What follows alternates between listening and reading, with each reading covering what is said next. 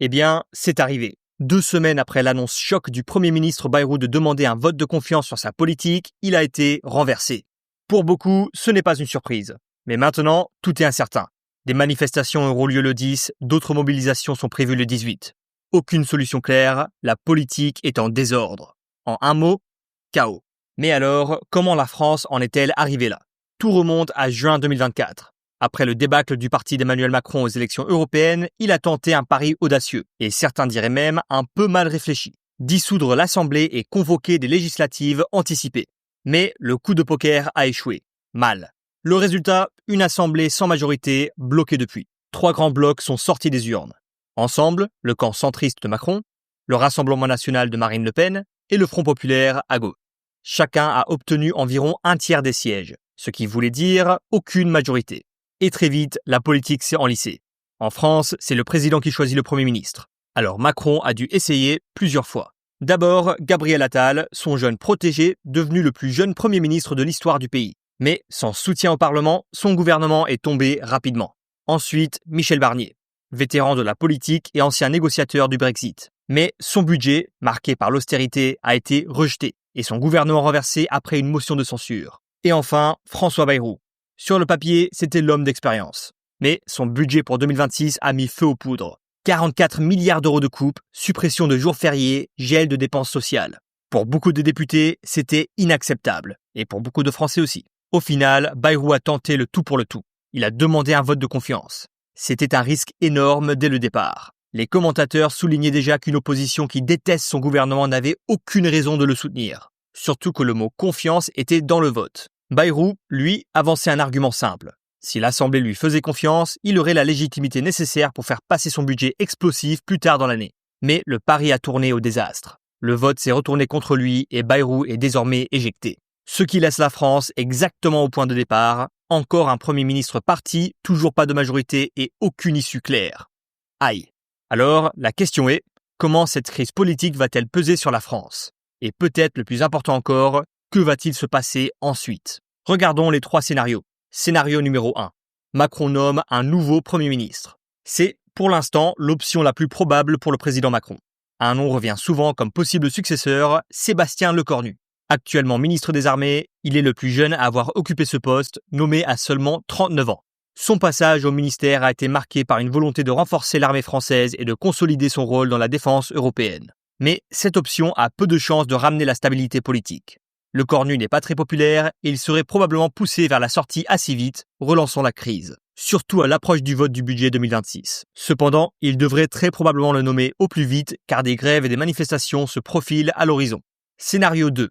Macron pourrait convoquer de nouvelles législatives. C'est ce qu'on appelle une dissolution de l'Assemblée nationale. Selon la Constitution française, le président ne peut que le faire à 1 an d'écart. Et, comme plus d'1 an s'est écoulé depuis le dernier scrutin, Macron a de nouveau cette option sur la table. Mais le pari est très risqué.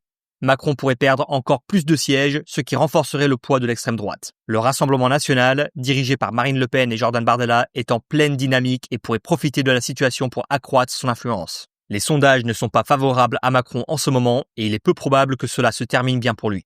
Et pourtant, cette option est peut-être plus crédible qu'il n'y paraît.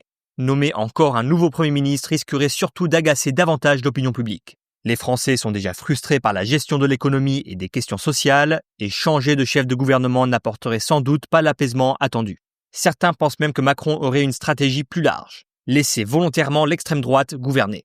L'idée serait la suivante. Si elle arrive au pouvoir dès maintenant, elle devra assumer la réalité chaotique de la gestion du pays. Et si les politiques s'avèrent impopulaires, cela pourrait se retourner contre elle et l'affaiblir d'ici l'élection présidentielle de 2027. Mais soyons clairs, le risque est énorme. Scénario 3, Macron pourrait quitter l'Élysée. Et en réalité, il n'existe que 2 façons pour que cela arrive. La démission ou la destitution. Mais dans les faits, ces 2 options restent très improbables. Officiellement, Macron répète qu'il ne démissionnera pas et restera jusqu'en 2027. Mais évidemment, les politiques disent toujours ça. Admettre le contraire, ce serait déjà acter la fin.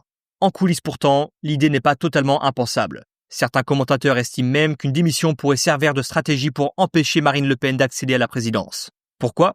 Parce qu'elle a été condamnée pour détournement de fonds européens et frappée d'une interdiction de 5 ans d'exercer une fonction publique. Elle a fait appel, mais la décision finale ne tombera pas avant l'an prochain. Donc, si Macron déclenchait une présidentielle dès maintenant, l'extrême droite devrait sans doute présenter un autre candidat, probablement Jordan Bardella, ce qui pourrait la placer en position de faiblesse, surtout au sein du parti du Rassemblement national.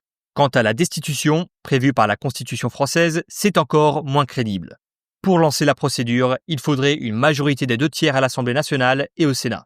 Ensuite, l'affaire passerait devant la Haute Cour, composée de tous les parlementaires, où il faudrait à nouveau une majorité des 2/3 pour révoquer le président. En pratique, sauf en cas de trahison ou de violation flagrante de la Constitution, c'est inenvisageable. Bref, oui, Macron pourrait techniquement quitter ses fonctions, mais pour l'instant, c'est surtout de la théorie. L'issue la plus probable, qu'il s'accroche, tente de traverser la tempête et reste en poste jusqu'en 2027. Quoi qu'il en soit, l'ambiance en France est tendue. Le pays fait face à un énorme problème de dette. En 2024, le PIB français s'élevait à environ 2 900 milliards d'euros. Mais la dette atteignait 3 350 milliards, soit près de 114% du PIB. Et ça commence à peser lourd. Les coûts d'emprunt explosent. Les obligations à 10 ans sont à leur plus haut niveau depuis plus de 10 ans. Ce qui signifie que l'État doit désormais se refinancer à des taux bien plus élevés. Un engrenage dangereux qui pourrait conduire à une spirale de la dette. En parallèle, la rue s'embrase. De grandes manifestations sont déjà prévues le 10 et le 18 septembre. Beaucoup craignent l'émergence d'un nouveau mouvement des Gilets jaunes. La colère gronde contre les mesures d'austérité, coupes budgétaires massives, suppression de 2 jours fériés, et les syndicats et les collectifs de terrain se mobilisent partout dans le pays. Et l'opposition en profite. À droite, Marine Le Pen et Jordan Bardella du Rassemblement national réclament de nouvelles législatives. Ils affirment que le gouvernement n'a plus de mandat clair et qu'un nouveau scrutin est la seule voie possible. En revanche, pas question d'une présidentielle puisque Le Pen est pour l'instant interdite de candidature. À gauche, Jean-Luc Mélenchon et la France insoumise veulent les deux. De nouvelles législatives et la destitution de Macron. Pour lui, c'est sans doute la meilleure chance d'accéder à l'Élysée et il attise activement la contestation pour accentuer la pression. Mais qu'en est-il des socialistes ? Même s'ils sont liés à LFI dans le cadre de la coalition NFP, ils ont pris leur distance, car Mélenchon est jugé trop radical. Ils ne réclament pas de nouvelles législatives. Par contre, ils exigent la nomination d'un Premier ministre issu de la gauche, puisque celle-ci reste le premier bloc à l'Assemblée. Et pas de présidentielle non plus dans leur programme.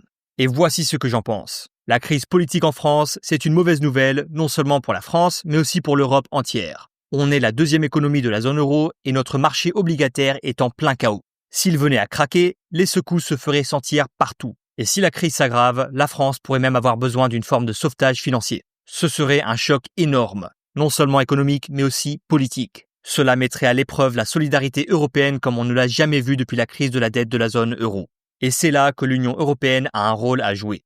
Une Union européenne des marchés de capitaux plus solides pourrait vraiment aider dans des moments comme celui-ci. Si les marchés financiers européens étaient davantage intégrés, la France aurait accès à des sources d'investissement plus profondes, ce qui rendrait l'emprunt moins douloureux et moins dépendant de traders obligataires nerveux. Cela pourrait même apporter une réponse à la question persistante des retraites en France. Mais bon, soyons honnêtes, je suis la politique de près et j'ai l'impression que tous les responsables sont en campagne permanente. Personne ne s'attaque réellement à la dette, ce qui fait qu'aggraver la situation.